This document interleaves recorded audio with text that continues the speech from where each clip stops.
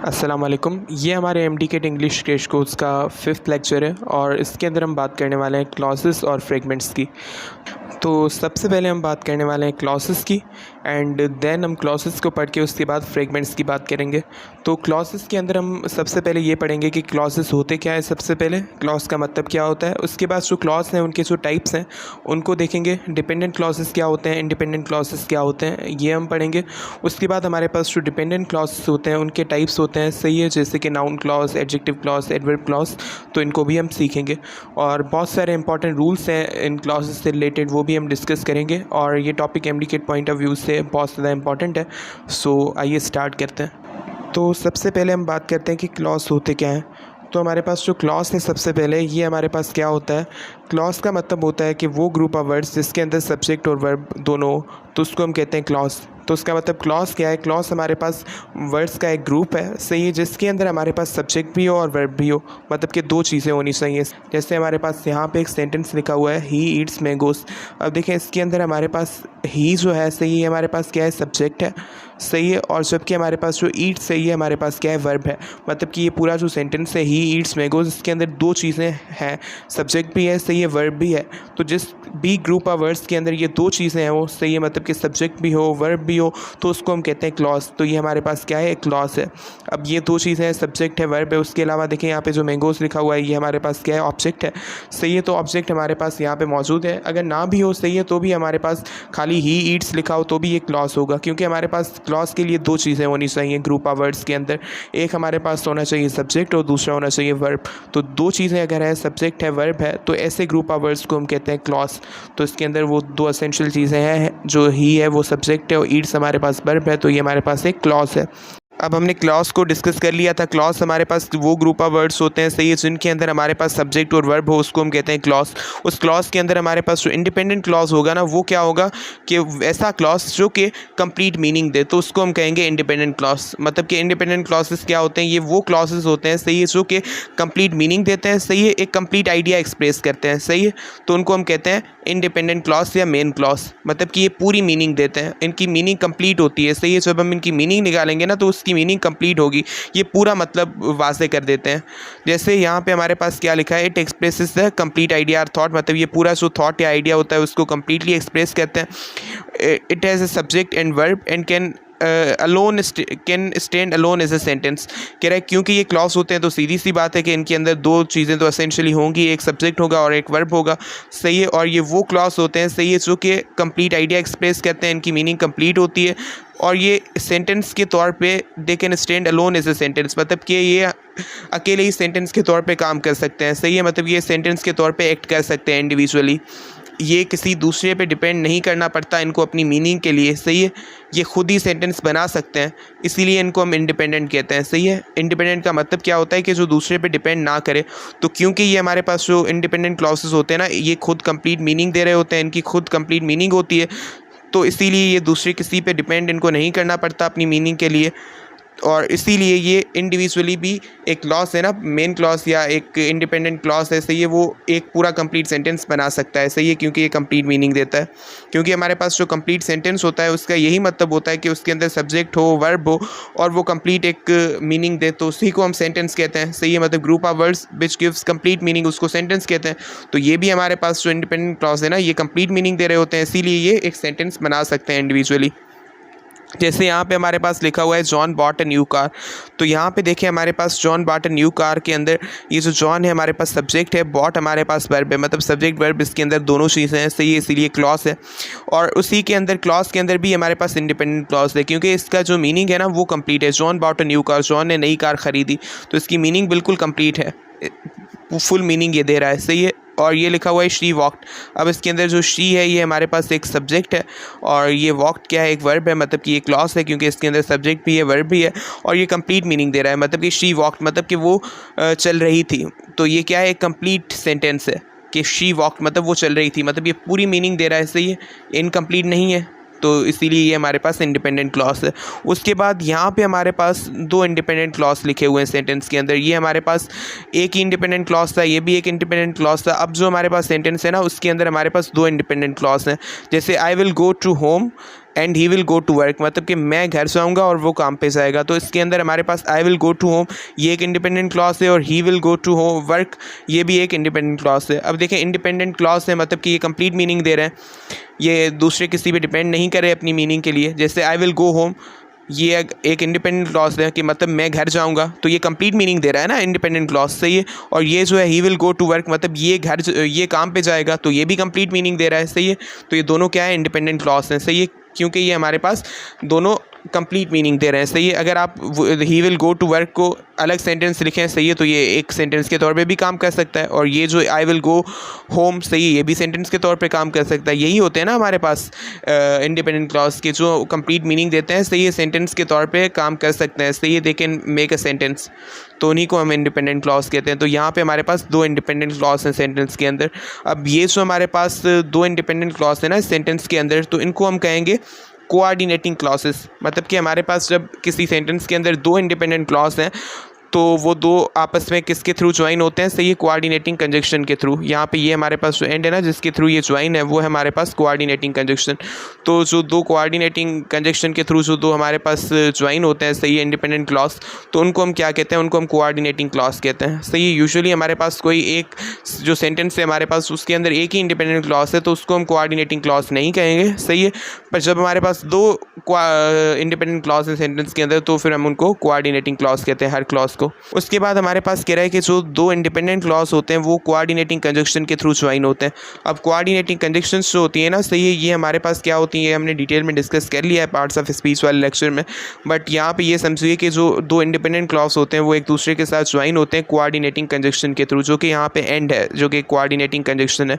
और दूसरे कौन से होते हैं, एंड है, बट है, फॉर है, और है, नॉर है, सो है, येट है, ये हमारे पास सारी कोऑर्डिनेटिंग कंजक्शन होती है। इन्हीं के थ्रू ये आपस में ज्वाइन होते हैं, सही है, दो इंडिपेंडेंट क्लॉज। अगर किसी सेंटेंस के अंदर दो है इंडिपेंडेंट क्लॉज तो इन्हीं कोऑर्डिनेटिंग कंजक्शन के थ्रू वो ज्वाइन होते हैं। और एक चीज़ आपको याद रखनी है कि हम कॉमा यूज़ करते हैं बिफोर कोऑर्डिनेटिंग कंजक्शन, सही है। मतलब कि जो कोऑर्डिनेटिंग कंजक्शन है ना उसके पहले हम क्या यूज़ करते हैं, कॉमा यूज़ करते हैं। मतलब कि I will go home and he will go to work, तो ये जो दो इंडिपेंडेंट क्लॉज हैं ये एंड के थ्रू ज्वाइन है ना जो कि कोऑर्डिनेटिंग कंजक्शन है, तो इस एंड से पहले हम एक क्या देंगे, कॉमा देंगे, सही है। मतलब कि हमारे पास ये रूल है कि जो कोऑर्डिनेटिंग कंजक्शन है उससे पहले कॉमा दी जाती है। जो कोऑर्डिनेटिंग कंजक्शन दो इंडिपेंडेंट क्लॉज को आपस में ज्वाइन करा रहा होता है ना उससे पहले कॉमा दी जाती है, ये रूल है जो कि आपको याद रखना है। उसके बाद अगर फॉर एग्जांपल दो इंडिपेंडेंट क्लॉज हैं सेंटेंस के अंदर, उनके बीच में हम कोऑर्डिनेटिंग कंजक्शन नहीं दे रहे, तो दूसरा भी तरीका है उनको ज्वाइन करने के लिए कि हम सिंपली उनको ज्वाइन कर सकते हैं, सही है, बाय सेमी कोलॉन। मतलब कि यहाँ पे देखें हमारे पास जैसे एक सेंटेंस लिखा हुआ है ये वाला, I will go home and he will go to work, इसके अंदर हमारे पास या तो हम ऐसे लिख सकते हैं कि आई विल गो होम ये भी एक इंडिपेंडेंट क्लॉज है और he will go to work ये भी इंडिपेंडेंट क्लॉज है। ये ज्वाइन है एक इससे कोऑर्डिनेटिंग कंजक्शन से, और उससे पहले हमें कॉमा भी लगानी है एक कोऑर्डिनेटिंग कंजक्शन से पहले यहाँ पे। या हम ऐसे इनको ज्वाइन कर सकते हैं, सही है, मतलब कि एक कॉमा और फिर कोऑर्डिनेटिंग कंजक्शन लिखें। या फिर इनको ज्वाइन करने के लिए हम दूसरा भी एक तरीका है वो भी यूज़ कर सकते हैं कि ये जो कोऑर्डिनेटिंग कंजक्शन है ना, सही है, इसको यहाँ पे हम ना लिखें, सिंपली हम एक सेमी कोलॉन लिखें, एक सिंबल होती है सेमी कोलॉन, तो ये हम लिख के भी इनको आपस में ज्वाइन कर सकते हैं। मतलब कि एंड की जगह पे हम सेमी कोलॉन भी यूज़ कर सकते हैं। तो दो रूल्स हैं हमारे पास इनको आपस में ज्वाइन करने के लिए, या सेमी कोलॉन यूज़ करें या फिर कोऑर्डिनेटिंग कंजक्शन। अगर कोऑर्डिनेटिंग कंजक्शन यूज़ करें तो उससे पहले कॉमा यूज़ करनी है लास्ट में। तो ये हमारे पास इंडिपेंडेंट क्लॉज होते हैं। उसके बाद हमारे पास देखिए डिपेंडेंट क्लॉज क्या होते हैं। अब देखिए हमारे पास जो डिपेंडेंट क्लॉज हैं सबसे पहले इनको दूसरे अल्फाज में हम सबऑर्डिनेट क्लॉज भी कहते हैं। तो ये हमारे पास क्या होते हैं, अब डिपेंडेंट जो क्लॉज होते हैं ना, सही है, इनके नाम से ही आपको पता चल रहा है कि डिपेंडेंट होते हैं, सही है। मतलब कि ये खुद कंप्लीट मीनिंग एक्सप्रेस नहीं करते, ये खुद कंप्लीट आइडिया नहीं बताते, सही है, मतलब कि इनकी खुद की कंप्लीट मीनिंग नहीं होती। तो इसीलिए ये हमारे पास क्या होते हैं, डिपेंडेंट क्लॉज होते हैं। तो ये हमारे पास वो क्लॉज होते हैं, सही है, जो कि कंप्लीट मीनिंग एक्सप्रेस नहीं करते। क्योंकि ये कंप्लीट मीनिंग एक्सप्रेस नहीं कर सकते तो ऐसे क्लॉज से एक कंप्लीट सेंटेंस नहीं बन सकता, क्योंकि सेंटेंस हमारे पास वो ग्रुप ऑफ वर्ड्स होता है जो कि कोई कंप्लीट मीनिंग दे। तो इसीलिए ये हमारे पास सेंटेंस के तौर पे काम नहीं कर सकते ये क्लॉज। अगर इन क्लॉज को हम लिखें, सही है, क्योंकि ये भी हमारे पास जो क्लॉज है इंडिपेंडेंट क्लॉज, ये भी हमारे पास क्या है, ग्रुप ऑफ वर्ड है जिसके अंदर सब्जेक्ट भी है, वर्ब भी है, तो इसको हम लिखते हैं, सही है। तो ये कंप्लीट सेंटेंस नहीं बनाएगा, क्योंकि कंप्लीट सेंटेंस के लिए ये रिक्वायरमेंट है कि वो कंप्लीट मीनिंग भी दे, सही है, उसके अंदर सब्जेक्ट हो, वर्ब हो और कंप्लीट मीनिंग दे, सही है। तो ये कंप्लीट मीनिंग नहीं दे रहा है, इसीलिए ये सेंटेंस के तौर पर काम नहीं कर सकते। और ये जो इंडिपेंडेंट क्लॉज होता है ना सेंटेंस के अंदर, उस पर डिपेंड करते हैं to give a complete meaning, सही है। मतलब कि ये खुद कंप्लीट मीनिंग नहीं दे रहे होते, सही है। ये कंप्लीट मीनिंग एक्सप्रेस करने के लिए जो मेन क्लॉज होता है ना सेंटेंस का, उस पर डिपेंड करते हैं। देखें कैसे। अब यहाँ पे सेंटेंस लिखा हुआ है, I know the boy who took my pen, मतलब कि मैं उस लड़के को जानता हूँ जिसने मेरी पेन ली। तो ये जो यहाँ पे सेंटेंस है, इसमें हमारे पास जो हु टुक माई पेन है, ये हमारे पास क्या है, ये हमारे पास एक डिपेंडेंट क्लॉज है। अब ये जो हु टुक माई पेन है, मतलब कि जिसने मेरी पेन ली, तो जिसने मेरी पेन ली ये कोई कंप्लीट मीनिंग नहीं दे रहा। जिसने मेरी पेन ली ये कंप्लीट कोई सेंटेंस नहीं है, ये कंप्लीट आइडिया नहीं है, सही है। तो ये डिपेंड किस पे कर रहा है, ये जो मेन क्लॉज है या फिर हमारे पास जो इंडिपेंडेंट क्लॉज है, उस पर डिपेंड कर रहा है कंप्लीट मीनिंग के लिए। जिसने मेरी पेन ली, मतलब कि मैं उसको लड़के को जानता हूँ जिसने मेरी पेन ली, कंप्लीट ये होगा सेंटेंस कि मैं उस लड़के को जानता हूँ जिसने मेरी पेन ली। खाली ये जो हु टुक माई पेन है, मतलब जिसने मेरी पेन ली, क्या ये कंप्लीट सेंटेंस है? नहीं है, क्योंकि ये कंप्लीट मीनिंग नहीं दे रहा। अब ये जो जिसने मेरी पेन ली वाला ये जो क्लॉज है, मतलब हु टुक माई पेन, ये डिपेंड किस पे कर रहा है? इस पे, आई नो द बॉय, मतलब मैं उस लड़के को जानता हूँ, उस पर डिपेंड कर रहा है अपनी मीनिंग के लिए, कंप्लीट मीनिंग के लिए, सही है, कि जिसने मेरी पेन ली मैं उस लड़के को जानता हूँ, सही है। तो कंप्लीट तभी होगी मीनिंग कि जब हम मेन क्लॉज को साथ में लेंगे, मतलब ये मेन क्लॉज के ऊपर डिपेंड कर रहा है अपनी मीनिंग के लिए। उसके बाद हमारे पास दूसरा है, आई put my pizza in microwave because it was cold. Because it was cold, ये हमारे पास यहाँ पे क्या है, ये हमारे पास एक सबऑर्डिनेट क्लॉज या एक डिपेंडेंट क्लॉज है। क्यों? क्योंकि ये हमारे पास कंप्लीट नहीं है मीनिंग में। बिकॉज इट वाज कोल्ड, क्योंकि वो ठंडा था। अब क्योंकि वो ठंडा था, क्या ये कंप्लीट सेंटेंस है? नहीं, ये कंप्लीट सेंटेंस नहीं है। क्योंकि वो ठंडा था, ये कोई कंप्लीट सेंटेंस नहीं है, क्योंकि कंप्लीट मीनिंग नहीं दे रहा है। क्योंकि वो ठंडा था इसीलिए मैंने उस पिज़्ज़ा को माइक्रोवेव में डाला, सही है। मतलब कि कंप्लीट मीनिंग कब आएगी? सही है, जब ये हम इंडिपेंडेंट क्लॉज को साथ में लेंगे, जो कि हमारे पास I put my pizza in microwave, कि मैंने अपनी जो पिज़्ज़ा है उसको माइक्रोवेव में रखा, सही है, क्योंकि वो ठंडा था। तो क्योंकि वो ठंडा था अपनी मीनिंग के लिए इस मेन क्लॉज के ऊपर डिपेंड कर रहा है। उसके बाद है, once my friend finishes work we will go shopping. अब यहाँ पे once my friend finishes work, ये हमारे पास एक डिपेंडेंट क्लॉज है, और वी विल गो शॉपिंग ये एक इंडिपेंडेंट क्लॉज है। अब देखिए, वी विल गो शॉपिंग, इसको आप ऐसे ही रखें तो भी ये कंप्लीट मीनिंग देगा। वी विल गो शॉपिंग मतलब हम शॉपिंग पे जाएंगे, ये कंप्लीट है मीनिंग में। जबकि once my friend finishes work ये कंप्लीट नहीं है मीनिंग में, कि मेरे फ्रेंड जैसे ही काम ख़त्म कर ले, मेरा फ्रेंड जैसे ही काम ख़त्म कर ले, हम ज्वाइन करेंगे उसके साथ, किसके साथ? इस इंडिपेंडेंट क्लॉज के साथ, तभी इसकी कंप्लीट मीनिंग आएगी। जैसे ही मेरा फ्रेंड काम कंप्लीट कर ले हम शॉपिंग पे जाएंगे, तो हम शॉपिंग पे जाएंगे ना, सही है, उस पर ये डिपेंड कर रहा है, सही है। The once my friend finishes work ये डिपेंड किस पे कर रहा है? वी विल गो शॉपिंग पे। उसके बाद I will call you when I reach home, कि मैं आपको कॉल करूँगा, सही है, जैसे ही मैं घर पहुंचूंगा। तो व्हेन आई रीच होम क्या है? यहाँ पे एक डिपेंडेंट क्लॉज है, मतलब जैसे ही मैं घर पहुंचूंगा, जैसे ही घर पहुंचूंगा, ये कंप्लीट मीनिंग नहीं दे रहा, ये इस पे डिपेंड कर रहा है, आई विल कॉल यू पे, जो कि एक इंडिपेंडेंट क्लॉज है, सही है, कि मैं आपको कॉल करूंगा जैसे ही मैं घर पहुंचूंगा, सही है। तो ये होते हैं हमारे पास डिपेंडेंट क्लॉज, जो कि इंडिपेंडेंट क्लॉज के ऊपर डिपेंड कर रहे होते हैं अपनी मीनिंग के लिए।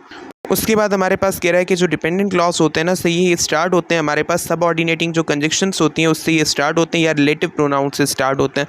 अब इसका क्या मतलब है कि हमारे पास जो डिपेंडेंट क्लॉज होते हैं ना, सही जिनकी कोई खुद की कंप्लीट मीनिंग नहीं होती, तो ये हमारे पास जो होते हैं ये सबऑर्डिनेटिंग कंजक्शन से स्टार्ट होते हैं, या फिर रिलेटिव प्रोनाउन से। देखें यहाँ पे हमारे पास ये जो है हु टुक माई पेन, ये हमारे पास एक डिपेंडेंट क्लॉज है, तो ये हु से स्टार्ट हो रहा है। हु क्या है? एक रिलेटिव प्रोनाउन है। यहाँ पे हमारे पास बिकॉज इट वाज कोल्ड है, जो ये हमारे पास बिकॉज से स्टार्ट हो रहा है, सही है, जो कि हमारे पास क्या है? सबऑर्डिनेटिंग कंजक्शन है। तो इस तरीके से हमारे पास रिलेटिव प्रोनाउन या सबऑर्डिनेटिंग कंजक्शन से स्टार्ट होते हैं। और उसके बाद हमारे पास ये बता रहा है कि आफ्टर है, एज है, बिफोर है, वंस है, सिंस है, अंटिल है, वाइल है, व्हेन है, अनलेस है, ये हमारे पास क्या है? ये हमारे पास सबऑर्डिनेटिंग कंजक्शन है। उसके बाद दैट, विच, हु, हुम, हुज, व्हेन, व्हेनेवर, ये हमारे पास रिलेटिव प्रोनाउन है। तो यूजुअली इन्हीं से स्टार्ट होते हैं डिपेंडेंट क्लॉज। अब हमारे पास जो डिपेंडेंट क्लॉज होते हैं ना, सही है, ये हमारे पास जो इंडिपेंडेंट क्लॉज हैं उनसे ज्वाइन होते हैं। सही है, सीधी सी बात है कि क्योंकि मीनिंग के लिए अपना कंप्लीटली डिपेंड ही उन्हीं पे करते हैं मेन क्लॉज के ऊपर, तो इसीलिए ये जो मेन क्लॉज है इंडिपेंडेंट क्लॉज होता है उससे ज्वाइन होते हैं। ज्वाइन किसके थ्रू होते हैं? ज्वाइन ये होते हैं, सही है, इन सबऑर्डिनेटिंग कंजंक्शन से रिलेटिव प्रोनाउंस के थ्रू ही ज्वाइन होते हैं। सही है, अगर फॉर एग्जाम्पल हमारे पास ये रिलेटिव प्रोनाउन से स्टार्ट हो रहा है, सही है, हमारे पास डिपेंडेंट क्लॉज, तो रिलेटिव प्रोनाउन के थ्रू ज्वाइन होगा। अगर सबऑर्डिनेटिंग कंजंक्शन से स्टार्ट हो रहा है तो सबऑर्डिनेटिंग कंजंक्शन के थ्रू ये ज्वाइन होगा, किससे? जो इंडिपेंडेंट क्लॉज है उससे। देखें यहाँ पे हमारे पास है हु टुक माई पेन वाला, ये है कि I know the boy who took my pen. इसमें ये जो हु है ना, सही है, यही इसको ज्वाइन कर रहा है, किससे? इस मेन क्लॉज से। और यहाँ पे हमारे पास बिकॉज इट वाज कोल्ड, इसमें ये जो बिकॉज है ये एक कंजंक्शन है सबऑर्डिनेटिंग, और यही इसको बिकॉज इट वाज कोल्ड को इसे ज्वाइन कर रहा है इंडिपेंडेंट क्लॉज से। अब यहाँ पे देखें once my friend finishes work we will go shopping. अब यहाँ पे ये जो वंस है ना जिससे ये स्टार्ट हो रहा है, ये हमारे पास एक सबऑर्डिनेटिंग कंजंक्शन है। हालांकि ये हमारे पास जो डिपेंडेंट क्लॉज ये पहले आ रहा है, यहाँ पे इंडिपेंडेंट क्लॉज बाद में आ रहा है, तो इसीलिए ये जो वंस है ना जहाँ से ये स्टार्ट हो रहा है, ये सबऑर्डिनेटिंग कंजंक्शन इनके बीच में नहीं आ रहा। पर बीच में भले नहीं आ रहा, पर ये चीज़ याद रखें कि ये इसको फिर भी लिंक कर रहा है। जैसे once my friend finishes work, कि मेरा फ्रेंड जैसे ही काम ख़त्म करे, तो वंस का यहाँ पे मतलब है जैसे ही, तो ये उसको लिंक करा है वी विल गो शॉपिंग से, फिर हम शॉपिंग पे जाएंगे। सही है, तो यहाँ पे वंस इसको क्या कर रहा है? रिलाई कर रहा है या लिंक कर रहा है इससे, हालांकि बीच में नहीं है फिर भी। उसके बाद I will call you when I reach home, तो इसके अंदर वेन है, सही, ये इनको ज्वाइन करा है आपस में। व्हेन आई रीच होम वाला जो है ना, ये क्लॉज है हमारे पास डिपेंडेंट क्लॉज, इसका वेन इसको इससे लिंक करा है आई विल कॉल यू, जो कि एक इंडिपेंडेंट क्लॉज है उससे। उसके बाद कह रहा है डिपेंडेंट एंड इंडिपेंडेंट क्लॉज जो होते हैं, सही, ये सबऑर्डिनेटिंग कंजंक्शन या रिलेटिव प्रोनाउन से ज्वाइन होते हैं। उसके बाद कह रहा है हमारे पास जो क्लॉजेस होते हैं ना, सही है, ये मतलब इंडिपेंडेंट और डिपेंडेंट क्लॉज ये ज्वाइन होते हैं with a comma when the dependent clause comes first, कि जब हमारे पास जो डिपेंडेंट क्लॉज है ना, सही है, जब ये पहले आ रहा है, सही है, तब हम कॉमा यूज़ करते हैं।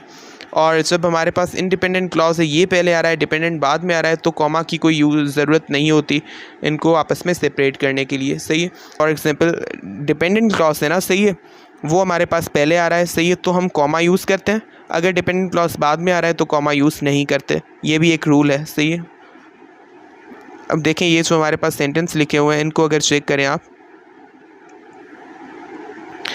तो यहाँ पे हमारे पास ये जो लिखा हुआ है I will call you when I reach home, तो यहाँ पे हमारे पास जो आई विल कॉल यू है, एक ये इंडिपेंडेंट क्लॉज है, ये पहले आ रहा है, और व्हेन आई रीच होम ये बाद में आ रहा है, जो कि एक डिपेंडेंट क्लॉज है। तो डिपेंडेंट क्लॉज अगर बाद में आ रहा है तो इन दोनों को हमने सेपरेट करने के लिए कोई कॉमा यूज़ नहीं किए। सही है, क्योंकि सीधी सी बात है इनके बीच में ये जो वेन है, सही है, जो कि हमारे पास क्या है, एक रिलेटिव प्रोनाउन है, बीच में पड़ा है, सही है, तो इसको डायरेक्टली सेपरेट कर रहा है। बट इस केस में हमारे पास जैसे ऊपर वाला सेंटेंस लिखा हुआ है, जिसके अंदर हमारे पास लिखा हुआ है once my friend finishes work we will go shopping, इसके अंदर देखें once my friend finishes work, ये एक डिपेंडेंट क्लॉज ये पहले आ रहा है और इंडिपेंडेंट क्लॉज बाद में आ रहा है। तो इस केस में हमारे पास इनके बीच में कोई भी रिलेटिव प्रोनाउन या फिर सबऑर्डिनेटिंग कंजंक्शन नहीं है। तो यहाँ पे जो वंस है ना, सबऑर्डिनेटिंग कंजंक्शन, इसका ये बीच में नहीं है ना, क्योंकि ये पहले आ रहा है हमारे पास इंडिपेंडेंट क्लॉज, तो इस केस में हम कॉमा यूज़ करते हैं इनको सेपरेट करने के लिए। तो ये चीज़ आपने याद रखनी है।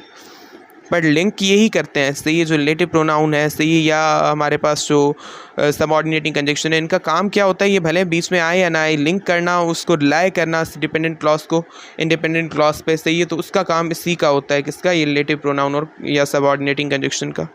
तो आई होप अब आपको ये समझ में आ गया होगा कॉन्सेप्ट। अब हमारे पास 3 टाइप्स होते हैं सबऑर्डिनेट या डिपेंडेंट क्लॉजेस के। एक होते हैं हमारे पास नाउन क्लॉज, दूसरे होते हैं एडजेक्टिव क्लॉज, तीसरे होते हैं एडवर्ब क्लॉज। सबसे पहले हमने क्लॉज की बात की, उसके बाद हमने क्लॉज के टाइप डिस्कस किए कि हमारे पास इंडिपेंडेंट क्लॉज क्या है, डिपेंडेंट क्लॉज क्या है। उसके बाद हमारे पास जो डिपेंडेंट क्लॉज हैं, जिनकी खुद की कोई कंप्लीट मीनिंग नहीं होती, सही है, उनके फिर 3 टाइप्स होते हैं। एक होते हैं नाउन क्लॉज, दूसरे एडजेक्टिव क्लॉज, तीसरे एडवर्ब। तो 1 बाय 1 सबको डिस्कस करते हैं। अब हम बात करते हैं कि हमारे पास जो नाउन क्लॉज हैं ये क्या होते हैं। अब नाउन क्लॉज हमारे पास डिपेंडेंट क्लॉज का ही टाइप है, सही है, जो कि हमारे पास नाउन के तौर पे काम करते हैं सेंटेंस के अंदर। अब क्योंकि ये हमारे पास क्लॉज है तो इसके अंदर सब्जेक्ट भी होता है, वर्ब भी होता है, सही है, और क्योंकि ये डिपेंडेंट क्लॉज है तो इसीलिए ये सेंटेंस के तौर पे स्टैंड नहीं कर सकते अलोन, मतलब कि ये अकेले ही सेंटेंस नहीं बना सकते क्योंकि ये कंप्लीट मीनिंग नहीं दे रहे होते, सही है। तो ये हमारे पास डिपेंडेंट क्लॉज है, सही है, उसी का ये टाइप है नाउन क्लॉज। और ये सेंटेंस जो होगा ना उसके अंदर एक्ट करेगा एज नाउन, मतलब ये नाउन का काम करेगा। जैसे अब देखिए हमने ये बात की ना कि जो नाउन क्लॉज होते हैं ये नाउन के तौर पे एक्ट करते हैं सेंटेंस के अंदर। नाउन का मतलब क्या होता है? नाउन का मतलब होता है कोई भी चीज़, कोई भी आइडिया, कोई भी थॉट, कोई भी एक बात हो, उसको हम नाउन कहते हैं। सही है, तो ये नाउन के तौर पे काम करते हैं, नाउन की तरह एक्ट करते हैं। बिल्कुल जैसे नाउन एक्ट करता है ना सेंटेंस में, उसी नाउन की तरह ये एक्ट करते हैं क्लॉज। जैसे यहाँ पे हमारे पास लिखा हुआ है एक सेंटेंस के, I know that the patience has its limits. कह रहा है कि मुझे पता है कि जो पेशेंस है, सब्र है, उसकी लिमिट होती है।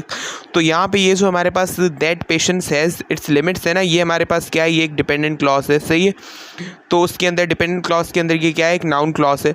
अब देखिए हमारे पास यहाँ पे लिखा हुआ है I know that patience has its limits. मतलब कि आई नो मतलब मुझे पता है। मुझे पता है, क्या पता है? मतलब कि कोई बात पता है, मतलब कि कोई बात क्या है? नाउन है एक। सही है, तो ये हमारे पास जो पूरा क्लॉज है, जो कि एक पूरी बात ही लिख दी है इसने, तो ये हमारे पास क्या है? एक पूरा ग्रुप ऑफ वर्ड है, क्लॉज है। सही है, जो कि नाउन की तरह ही काम कर रहा है। सही है, नाउन की तरह एक्ट कर रहा है। मतलब कि आई नो मतलब मुझे पता है, कोई बात पता है ना, तो बात क्या है? नाउन है। तो यहाँ पे ये जो पूरा क्लॉज है, सही है, नाउन की तरह ही लिखा है ना, नाउन की तरह ही उसको हम यूज़ कर रहे हैं। मतलब कि नाउन की तरह ही एक्ट कर रहा है। कोई बात है, ये पूरी एक क्लॉज के फॉर्म में लिख दी है। सही है, जो कि एक नाउन की तरह एक्ट कर रहा है। उसके बाद हमारे पास यहाँ पे लिखा हुआ है आई लाइक वॉट आई सी।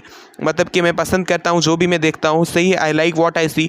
तो इसके अंदर हमारे वॉट आई सी क्या है? एक नाउन क्लॉज है। अब देखें, आई लाइक वॉट आई सी मतलब कि मैं पसंद करता हूँ जो मैं देखता हूँ। तो आई लाइक मतलब मैं पसंद करता हूँ। मैं क्या पसंद करता हूँ? कोई चीज़ पसंद करता हूँ। चीज़ क्या है? कोई एक चीज़, नाउन है।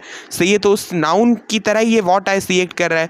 मतलब कि मैं पसंद करता हूँ जो मैं देखता हूँ। तो ये जो मैं देखता हूँ, ये वॉट आई सी, ये नाउन की तरह ही एक्ट कर रहा है ना, क्योंकि आई लाइक मतलब मैं पसंद करता हूँ, कोई चीज़ पसंद करता हूँ, जो कि कोई नाउन है। तो उसी की तरह ये एक्ट कर रहा है वॉट आई सी। के बाद वॉट आई से इज ट्रू। तो यहाँ पे वॉट आई से जो है ना हमारे पास, ये क्या है? ये भी एक नाउन क्लॉज है। मतलब कि वॉट आई से इज ट्रू मतलब कि जो मैं कहता हूँ वो सही है। मतलब कि मैं कुछ कह रहा हूँ, वो बात है, वो क्या है? एक नाउन है। सही है, तो ये वॉट आई से उसी की नाउन की तरह ही काम कर रहा है ना, मतलब तो इसीलिए ये भी नाउन क्लॉज है। अब हमारे पास जो नेक्स्ट है वो हमारे पास है एडजेक्टिव क्लॉज। कि एडजेक्टिव क्लॉज क्या होते हैं? अब एडजेक्टिव क्लॉज भी हमारे पास जो डिपेंडेंट क्लॉज है उसी का टाइप है। सही है, अब डिपेंडेंट क्लॉज जो होते हैं ना हमारे पास, वो क्लॉज होते हैं जो कि कंप्लीट मीनिंग नहीं देते।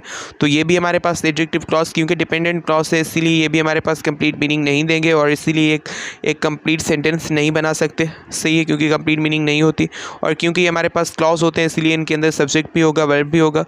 अब ये जो एडजेक्टिव क्लॉज होते हैं ना, ये डिपेंडेंट क्लॉज का वो टाइप है। सही है, जो कि सेंटेंस के अंदर एडजेक्टिव का काम करता है। क्या काम करता है? सेंटेंस के अंदर एडजेक्टिव का काम करता है। सही है, जैसे एडजेक्टिव यूज़ होता है ना सेंटेंस में, जो एडजेक्टिव का काम होता है, सही है, वही ये काम परफॉर्म करता है। इसी ये सेंटेंस में एडजेक्टिव की तरह ही एक्ट करता है। सही है, अब देखिए कैसे ये एडजेक्टिव की तरह काम कर रहा है वो देखते हैं। अब आगे कह रहा है एडजेक्टिव जो क्लॉज होता है, सही है, यूजुअली ये नाउन के बाद आता है जिसको ये मॉडिफाई कर रहा होता है। सही है, and is made up of several words. सही है, which like all clauses include a subject and verb. कह रहा है कि हमारे पास जो एडजेक्टिव क्लॉज होता है ना, सही है, क्योंकि ये एडजेक्टिव की तरह काम करता है, और एडजेक्टिव क्या होते हैं हमारे पास? नाउन को ही मॉडिफाई कर रहे होते हैं। सही है, नाउन या प्रोनाउन उसी को मॉडिफाई करते हैं। तो इसी तरीके से ये जो हमारे पास एडजेक्टिव क्लॉज होता है, सही है, ये भी हमारे पास जो नाउन होता है ना, सही है, उसी को मॉडिफाई करता है। सही है, उसी को डिस्क्राइब करता है, उसमें मीनिंग ऐड करता है नाउन में। सही है, और वो जो नाउन होता है उसकी यूजुअली बाद आते हैं, और ये हमारे पास सेवरल वर्ड्स से बने हुए होते हैं। सही है, जैसे हमारे पास कोई एडजेक्टिव होता है उसका काम क्या होता है? नाउन को मॉडिफाई करना। इसी तरीके से इनका भी काम क्या होगा? नाउन को मॉडिफाई करना। मतलब कि ये एडजेक्टिव की तरह से ही काम करेंगे, और ये हमारे पास पूरे एक ग्रुप ऑफ वर्ड्स पे मुश्तमिल होते हैं जिनके अंदर एक सब्जेक्ट और वर्ब होता है। वही चीज़ बता रहा है। जैसे यहाँ पे एग्जाम्पल है, the painting we bought last week is fake. अब यहाँ पे हमारे पास लिखा हुआ है ना कि वी बॉट लास्ट वीक। सही है, ये हमारे पास एक एडजेक्टिव क्लॉज है। कैसे आपको पता चला कि the painting we bought last week is fake? अब देखिए हमारे पास क्या कह रहा है कि जो पेंटिंग लास्ट वीक खरीदी थी वो फेक है। तो यहाँ पे जो लिखा हुआ है ना पेंटिंग है वो फेक है। सही है, तो यहाँ पे ये जो पेंटिंग है ना, इसको डिस्क्राइब कौन कर रहा है? ये हमारे पास एक क्लॉज है पूरा कि वी बॉट लास्ट वीक, वो उसको डिस्क्राइब कर रहा है। मतलब पेंटिंग पर कौन सी पेंटिंग? जो कि हमने अगले हफ्ते खरीदी थी। मतलब कि अगले हफ्ते खरीदी थी, ये क्लॉज है। सही है, अगले हफ्ते खरीदी थी, जो कि एक डिपेंडेंट क्लॉज है, जो कि इस पेंटिंग को मॉडिफाई कर रहा है। इसीलिए हमारे पास क्या है कि एडजेक्टिव क्लॉज है, क्योंकि ये पेंटिंग जो हमारे पास नाउन है उसके बाद आ रहा है और उस नाउन को डिस्क्राइब कर रहा है। उसके बाद लिखा हुआ है the carpets that you bought last year have rotted. कह रहा है कि जो लास्ट वीक तुमने कारपेट लिए थे ना, सही है, लास्ट ईयर, वो रोटेट हो गए हैं, सही है, वो ख़राब हो गए हैं। तो यहाँ पे देखिए हमारे पास ये जो कारपेट्स हैं ये नाउन है, और उसके बाद ये आ रहा है ना that you bought last year, मतलब कि जो तुमने लास्ट ईयर खरीदे थे। ये हमारे पास क्या है, एक एडजेक्टिव क्लॉज है, सही है, जो कि नाउन के बाद आ रहा है, सही है, कारपेट्स के बाद में आ रहा है, कारपेट नाउन है, और इस नाउन को, इस कारपेट्स को मॉडिफाई करा है, मतलब कारपेट्स जो है सही है वो रोटेट हो चुके हैं, बट कौन से कारपेट्स, जो कि लास्ट ईयर खरीदे थे। मतलब कि एडजेक्टिव का काम क्या होता है, नाउन को मॉडिफाई करना। तो ये जो क्लॉज है एडजेक्टिव की तरह ही काम कर रहा है ना, क्योंकि ये नाउन को मॉडिफाई कर रहा है। मतलब कारपेट कौन से, जो लास्ट ईयर खरीदे थे।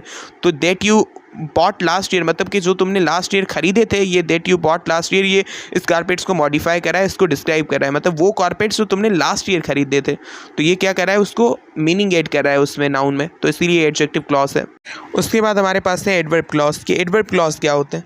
अब देखिए हमारे पास एडवर्बियल क्लॉज से group of words that place the role of an adverb, मतलब कि ये भी हमारे पास डिपेंडेंट क्लॉज होते हैं, सही है, और ये कंप्लीट मीनिंग नहीं दे रहे होते हैं, और क्योंकि ये क्लॉज होते हैं तो इनके अंदर हमारे पास सब्जेक्ट भी होता है, वर्ब भी होता है, सही है। अब मेन जो चीज़ आती है वो ये है कि हमारे पास एडवर्ब क्लॉज वो क्लॉज होते हैं, वो डिपेंडेंट क्लॉज होते हैं, सही है, जो कि हमारे पास एडवर्ब की तरह काम करते हैं सेंटेंस के अंदर। जैसे एडवर्ब काम करता है वैसे ही काम करता है। अब एडवर्ब का काम क्या होता है, एडवर्ब का काम यही होता है कि किसी भी वर्ब को, किसी भी एडजेक्टिव को या किसी दूसरे एडवर्ब को मॉडिफाई करना, उसको डिस्क्राइब करना, उसमें मीनिंग ऐड करना, यही काम होता है ना एडवर्ब का। तो एडवर्ब क्लॉज जो होते हैं ना, सही है, ये वही काम करते हैं, एडवर्ब की तरह ही एक करते हैं। कैसे, देखते हैं। Mark will sit where he always sits. तो यहाँ पे कह रहा है मार्क वहीं पे बैठेगा जहाँ पे वो हमेशा बैठता है। तो जहाँ पे वो हमेशा बैठता है वाला जो है ये हमारे पास क्लॉज है, वेयर ही ऑलवेज सिट्स, मतलब कि जहाँ पे वो हमेशा बैठता है। ये हमारे पास क्या है, ये हमारे पास एक एडवर्ब क्लॉज है, सही है, जो कि हमारे पास क्या कर रहा है, ये जो वर्ब है ना सिट, उसको मॉडिफाई कर रहा है। The mark will seat, mark बैठेगा। अब बैठने का जो हमारे पास वर्ब है, सही है, सिट है, उसको मॉडिफाई कौन कर रहा है, उसको मॉडिफाई ये क्लॉज कर रहा है पूरा। देखिए मार्क बैठेगा, पर वहीं पे बैठेगा, सही है, जहाँ पे वो हमेशा बैठता है। मतलब मार्क बैठेगा बट वहीं पे जहाँ पे वो हमेशा बैठता है। तो पर वहीं पे जहाँ पे वो हमेशा बैठता है, ये क्या कर रहा है, उस बैठने को मॉडिफाई कर रहा है, उसको डिस्क्राइब कर रहा है। मतलब मार्क बैठेगा बट वहीं पे बैठेगा जहाँ पे वो हमेशा बैठता है, सही है। अब हमारे पास जो दूसरा सेंटेंस है उसके अंदर क्या कह रहा है कि when the sun rises we will escape, कह रहा है कि जैसे ही सन राइज होगा हम निकल जाएंगे। तो यहाँ पे हमारे पास देखें जो व्हेन द सन राइजेस है, ये हमारे पास एक एडवर्ब क्लॉज है, एक डिपेंडेंट क्लॉज है, जो कि एडवर्ब की तरह एक कर रहा है। कैसे, देखें हमारे पास कह रहा है कि हम निकल जाएंगे, वी विल एस्केप। तो हम निकल जाएंगे, मतलब कि निकलने वाला जो एक्शन है, निकल जाएंगे, उसको मॉडिफाई कर रहा है, उसको डिस्क्राइब कर रहा है ये सेंटेंस और ये क्लॉज, कि जब सन निकलेगा, सही है, जब सन राइज होगा तभी हम निकलेंगे ना, जब सन राइज होगा। तो जब सन राइज होगा है जो हमारे पास एक एडवर्ब क्लॉज है, ये क्या कर रहा है, हम निकलेंगे, उस एक्शन को मॉडिफाई कर रहा है। तो इसीलिए ये एडवर्ब का काम कर रहा है ना, तो इसीलिए एडवर्ब क्लॉज है। उसके बाद कह रहा है he lost his double chin after he gave up chocolate, कह रहा है कि इसने अपनी डबल चिन लॉस कर ली चॉकलेट छोड़ने के बाद। तो चॉकलेट छोड़ने के बाद जो है, after he gave up chocolate, मतलब चॉकलेट छोड़ने के बाद, ये हमारे पास एक डिपेंडेंट क्लॉज है जो कि एडवर्ब की तरह काम कर रहा है। मतलब कि इसकी डबल चिन ख़त्म हो गई जैसे ही इसने चॉकलेट खाना छोड़ दिए। तो ये जो after he gave up chocolate है ना, मतलब कि जैसे ही इसने चॉकलेट खाना छोड़ दिए, ये इस लॉस इसने की है डबल चिन, उसको मॉडिफाई कर रहा है। ये मतलब कि ये जो इसने काम किया ना डबल चिन लॉस करने वाला, वो इसने कैसे किया, सही है, इस एक्शन को ये डिस्क्राइब कर रहा है कि जैसे ही इसने चॉकलेट खाना छोड़ दिए, सही है, चॉकलेट को जैसे ही छोड़ा इसने डबल चिन लॉस कर दी। मतलब कि एडवर्ब का यही काम होता है कि किसी सेंटेंस के अंदर कोई एक्शन हो रहा है उसको मॉडिफाई करना, वही ये काम कर रहा है, तो इसीलिए एडवर्ब के तौर पे एक्ट कर रहा है। तो ये हमारे पास टाइप्स थे डिपेंडेंट क्लॉज के, जिनको हमने डिटेल में डिस्कस किया। अब हमारे पास लेक्चर का दूसरा पार्ट हम शुरू कर रहे हैं, जो कि हमारे पास फ्रेगमेंट्स, जो भी ये भी बहुत ज़्यादा इंपॉर्टेंट है। अब हम डिस्कस करने वाले हैं सेंटेंस फ्रेगमेंट्स को, कि हमारे पास जो फ्रेगमेंट्स होते हैं ये क्या होते हैं। अब देखिए हमारे पास जो सेंटेंस फ्रेगमेंट्स होते हैं ये हमारे पास एक्चुअली इनकम्प्लीट सेंटेंस होते हैं, सही है, मतलब ये वो ग्रुप ऑफ वर्ड्स होते हैं, सही है, जो कि कंप्लीट सेंटेंस नहीं होते, जो कि इनकम्प्लीट होते हैं, सही है, तो उनको हम कहते हैं फ्रेगमेंट्स। अब देखिए हमारे पास जो कंप्लीट सेंटेंस होता है ना, उसका क्या मतलब होता है, कंप्लीट सेंटेंस का मतलब होता है वो ग्रुप ऑफ वर्ड्स जिसके अंदर 3 रिक्वायरमेंट पूरी हो, मतलब कि जिसके अंदर 3 चीज़ें मौजूद हों। एक तो उसके अंदर सब्जेक्ट हो, दूसरा उसके अंदर प्रेडिकेट हो, तीसरा वो कंप्लीट मीनिंग दे रहा हो, तो उसको हम कहते हैं सेंटेंस। मतलब कि वो ग्रुप ऑफ वर्ड जिसके अंदर सब्जेक्ट भी हो, सही है, प्रेडिकेट भी हो, और तीसरी क्या चीज़ हो, तीसरे उसके अंदर वो कंप्लीट मीनिंग दे, तो उसको हम कहते हैं कंप्लीट सेंटेंस। तो हमारे पास ये जो फ्रेगमेंट्स होते हैं ना, सही है, ये हमारे पास ग्रुप ऑफ वर्ड्स होते हैं, सही है, जो कि हमारे पास कंप्लीट सेंटेंस नहीं होते, जो कि इनकम्प्लीट होता है, सही है। तो उन्हीं को हम फ्रेगमेंट्स कहते हैं, जो कि एक छोटे छोटे पीस होते हैं, छोटे छोटे ग्रुप ऑफ वर्ड्स होते हैं, सही है, जो कि कंप्लीट सेंटेंस नहीं होते, सही है, जो कि इनकम्प्लीट होते हैं। अब ये हमारे पास कंप्लीट सेंटेंस नहीं होते, सही है, इसकी तीन वजूहत हो सकती हैं, सही है, मतलब कि हमारे पास सेंटेंस फ्रेगमेंट होती है ना, उनके अंदर तीन चीज़ें मिस हो सकती हैं, सही है, क्योंकि हमारे पास सेंटेंस के अंदर, कंप्लीट सेंटेंस के अंदर तीन चीज़ें होनी चाहिए।